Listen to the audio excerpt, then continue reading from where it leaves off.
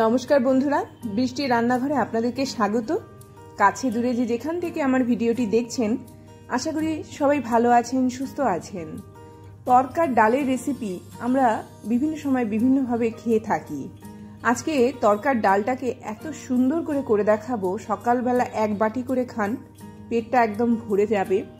ভাত না, রুটি না, শুধু এই তরকারিটা খেয়েই কিন্তু আপনারা অনায়াসে পেটটা ভরতে পারেন। তো তার জন্য সবার প্রথমে আমি একটুখানি কড়ার মধ্যে তেল দিয়ে দিলাম। তেলটা একটুখানি গরম হয়ে যাবে, তারপরে এর মধ্যে আমি কিছু পেঁয়াজ ছেড়ে দিলাম। পেঁয়াজটা দিয়ে পেঁয়াজটাকে খুব ভালো করে একটুখানি ভাজা ভাজা মতো করে নেব। খুব সুন্দর খেতে লাগবে, মানে এইরকম সাইজ করে পেঁয়াজগুলোকে কেটে নিতে হবে। তারপরে তার মধ্যে একটুখানি রসুন আমি ফোড়ন দিয়ে দিলাম। এখানে আমি আস্ত রসুন ফোড়ন দিয়েছি, আস্ত রসুনই ফোড়ন দিতে হবে। তো এইরকমভাবে কিন্তু খুব সুন্দরভাবে ভাজাটা করে নিতে হবে। করে নেওয়ার পরে আমি এখানে টমেটো দিয়ে দিলাম। অসাধারণ খেতে লাগে। আমরা নর্মালি তরকা যখন আমরা তৈরি করি নানা ধরনের জিনিস দিই, তো আজকে কিন্তু একদম সিম্পলভাবে করে দেখাবো, যাতে করে এই গরমে আপনারা খুব সুন্দরভাবে খেতে পারেন এবং পেটটা ভরে যাবে, তার সাথে সাথে শরীরটা কিন্তু একদম ফ্রেশ থাকবে। তো এরকমভাবে টমেটোটা দিয়ে দেওয়ার পরে গাজরটা দিয়ে দিলাম। গাজরটা দেওয়ার পরে গাজরটা দিয়েও আমি খুব ভালো করে একটুখানি ভাজা করে নিলাম। একদম ভাজা ভাজা মতো করে নেওয়ার পরে এর মধ্যে আমি পেঁপে দিয়ে দিলাম। প্রত্যেকটা সবজি শরীরের জন্য খুব হেলদি। আমরা সবাই জানি এই গরমের সময় আমরা নানা ধরনের খাবার খেতে কিন্তু একটুখানি বিরক্তিই আসে আমাদের। তো এইরকমভাবে যদি খাবারটা খাই, তাতে করে আমাদের পেটটা ভালো থাকবে, লিভার সিস্টেমটা ভালো থাকবে, তার ফলে কি হবে, বারবার খেতে ইচ্ছে করবে। তো এইরকমভাবে আপনারা প্রতিদিনকার লাইফে খাবারগুলোকে একটুখানি ঘুরিয়ে ফিরিয়ে খান, তাতে করে শরীরটাও ভালো থাকবে এবং মুখরোচকও এই খাবারগুলো। এবার এর মধ্যে একটুখানি জিরের গুঁড়ো দিয়ে দিলাম, একটু হলুদ গুঁড়ো দিয়ে দিলাম, একটু কাঁচা লঙ্কা দিয়ে দিলাম। খুব সুন্দর গন্ধ। আর হালকা মশলা, খুব বেশি মশলা আমি ব্যবহার করছি না, একদম হালকা মশলা দিয়েই তৈরি করব, যাতে করে মানে শরীরে একদম খুব সুন্দরভাবে এগুলো মিশে যায়। এবার এর মধ্যে একটুখানি টক দই দিলাম, যাতে করে স্বাদটা অনেকটা বেড়ে যায়। টক দইটা দেওয়ার পরে এটাকে আবারও নাড়াচাড়া করে নিয়ে এরকম একটুখানি কষিয়ে নেব। আবারও ভালো করে মানে জল ছাড়া খুব সুন্দরভাবে এটাকে কষাতে হবে। খুব বেশি তেল দিইনি বলে এটাকে এইরকমভাবে কিন্তু হালকা তেলেই খুব সুন্দরভাবে কষিয়ে নেব। এরকম কষাতে কষাতে দেখবেন একটা সময় একদম ভাজা ভাজা মতো হয়ে গেছে। তখন এখানে আমি একটুখানি বাদামকে এরকমভাবে গুঁড়ো করে এর মধ্যে দিয়ে দিলাম। এটা খোসা সমেত বাদাম, আপনারা খোসা ছাড়া বাদামও ব্যবহার করতে পারেন। খুব ভালো করে আবারও নাড়াচাড়া করছি, করে নিয়ে এটাকে আবার একটুখানি ভাজা ভাজা মতো করে নিয়েছি। এবারে তরকার ডালটা আমি এখানে দিয়ে দিলাম, যেটাকে আমি আগে থেকে সামান্য একটুখানি সেদ্ধ করে নিয়েছি। একটু সেদ্ধ করে নেবেন, খুব বেশি একদম মানে সেদ্ধ হয়ে গেছে এরকম ব্যবহার করবেন না। একটু অর্ধেক সেদ্ধ হয়েছে এরকমভাবেই কিন্তু এটা তৈরি করতে হবে। তো এরকমভাবে সেদ্ধটা করে নিয়ে একটু হলুদ দিয়েছিলাম, একটু নুন দিয়েছিলাম, নুন দিয়ে এরকম সেদ্ধ করে নিয়ে এটা হাফ সেদ্ধ ডাল হলো। হওয়ার পরে এটাকেও খুব ভালো করে এরকমভাবে কিন্তু আমি একদম কষিয়ে নিলাম। দেখবেন একটা সময় এটা একদম ড্রাই হয়ে যাবে। আঁচটা এক্ষেত্রে আমি মিডিয়াম টু হাইয়ের দিকে রেখেছি। আবারও এটাকে কষাচ্ছি, কষিয়ে কষিয়ে দেখুন এটা একদম শুকিয়ে যাচ্ছে, মানে এটা একদম রেডি হয়ে গেল। আসলে গরমের সময় যদি আমরা শরীরটাকে এরকমভাবে একদম হালকা খাবারের দ্বারা রাখতে পারি, তাহলে কিন্তু শরীরটা একদমই ঝরঝরে হয়ে যায়। তো এরকমভাবে খুব সুন্দরভাবে এটাকে তৈরি করে নিলাম। এবার এখানে পরিমাণ মতো জল দিয়ে দেব। জল দিয়ে দেওয়ার পরে এবারে বাকি সেদ্ধটা কিন্তু পেঁপে বলুন গাজরের সাথে কিন্তু তরকার ডালটা সেদ্ধ হবে। সেই জন্য এটাকে খুব বেশি আমি আগে থেকে সেদ্ধ করে নেব না, তাতে কি হবে, বেশি গলে যাবে। একটুখানি নুন মিষ্টিটা এখানে আমি দিলাম। দিয়ে দেওয়ার পরে এবার এটাকে ঢেকে রাখবো ততক্ষণ পর্যন্ত, যতক্ষণ না এটা একদম সেদ্ধ না হয়ে যায়।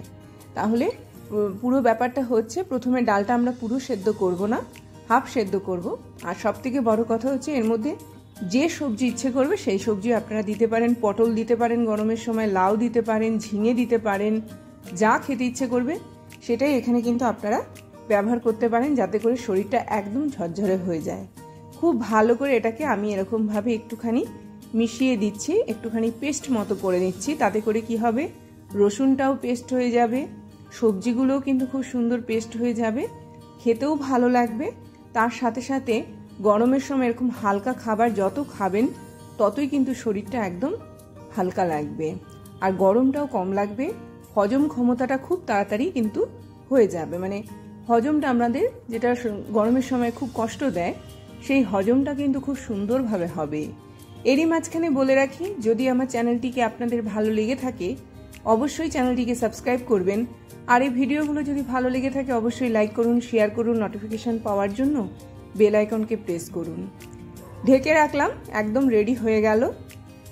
খুব সুন্দর চটজলদি একটা রান্না, যতবার খাবেন ততবারই কিন্তু খেতে ইচ্ছে করবে।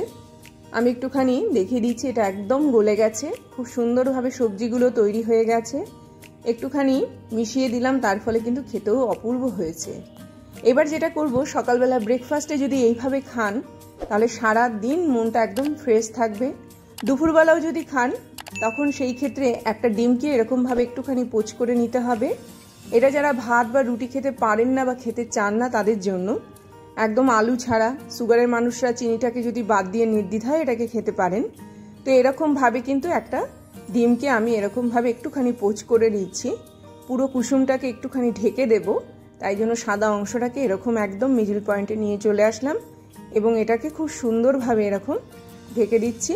ঢেকে দিয়ে এটা কিন্তু আমি যে তরকাটা তৈরি করেছি, একদম সবজি দিয়ে তরকা, সেটার উপরে দিয়ে দেব।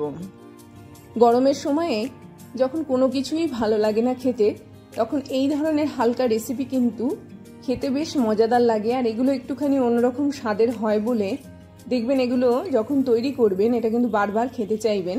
বিশেষ করে এই গরমের সময় যখন একদম রিচ খাবার খাওয়াটা একদমই অনুচিত, তখন এই ধরনের খাবারগুলোকে বেছে নিন, এই ধরনের খাবারগুলোকে তৈরি করুন এবং এই ধরনের খাবারগুলোকে খুব সুন্দরভাবে খান। তো এরকমভাবে কিন্তু একদম রেডি হয়ে গেল ডিম তড়কা। তার সাথে সাথে খুব সুন্দর প্রচুর ভেজিটেবল দেওয়া। আপনাদের যদি মনে হয় আরও আপনারা ভেজিটেবল এখানে অ্যাড করতে পারেন, যেটা শরীরের জন্য খুব হেলদি। এইভাবে তৈরি করুন, এইভাবে খান, খুব সুন্দর সিম্পল একদম মুখরোচক একটা খাবার। আমি একটা খুব সুন্দরভাবে পরিবেশন করলাম। এক বাটি খাবেন, পেটটাও ভরে যাবে, তার সাথে সাথে ভাতেরও প্রয়োজন পড়বে না, রুটিরও প্রয়োজন পড়বে না। নির্দ্বিধায় কিন্তু এরকমভাবে আপনারা খাবারটা খেয়ে নিতে পারেন। দেখুন একদম খুব সুন্দর তৈরি হয়েছে। তার সাথে সাথে যদি সকালবেলা আপনারা খান, একটা ডিমের পোচ ওপর দিয়েও কিন্তু খেতে পারেন। যেইভাবেই খাবেন না কেন এটা একদম সুস্বাদু একটা খাবার। তার সাথে সাথে ছোট থেকে বড় সবাই খাওয়া উচিত এবং অবশ্যই গরমের সময় এইভাবে খান। ওপরে ডিমটা দিয়ে এরকমভাবে পরিবেশন করবেন, তাতে করে কিন্তু দেখতেও ভালো লাগছে, তার সাথে সাথে খেতেও ভালো লাগবে। অবশ্যই এইভাবে তৈরি করবেন। এই বলে আজকের মতো বিদায় নিলাম। আবার আসবো একটা খুব সুন্দর ভিডিও নিয়ে। ততক্ষণ সবাই ভালো থাকবেন, সুস্থ থাকবেন, দেখতে থাকবেন বৃষ্টির রান্নাঘরে। আসলাম তাহলে।